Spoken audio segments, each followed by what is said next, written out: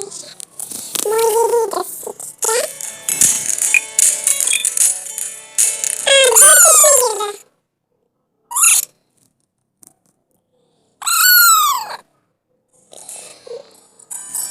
Dört yaşında 5 yaşında arkadaşlar.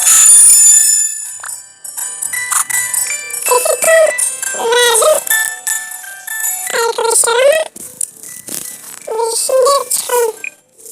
Çarpılar falan var. Azıcık spor çalışalım.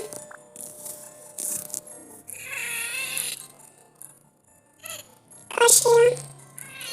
Koş. Brawl Stars'ı nasıl yapmasını istiyorsanız arkadaşlar abone olun. Yeni hesap açtım orada toprak. Yorumları bekleyin arkadaşlar. Aboneler istiyorum. Şu anda kendime şirin efekt verdim arkadaşlar.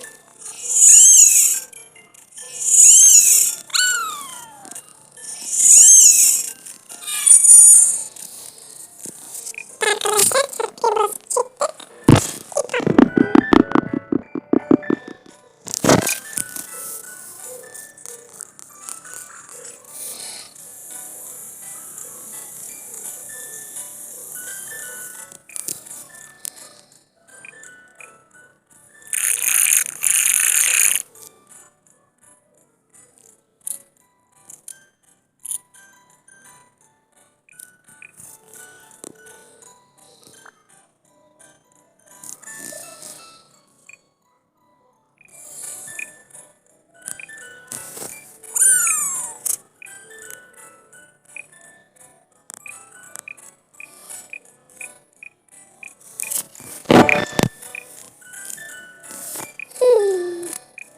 Evet arkadaşlar bunu alıyorum. Bu güzelmiş.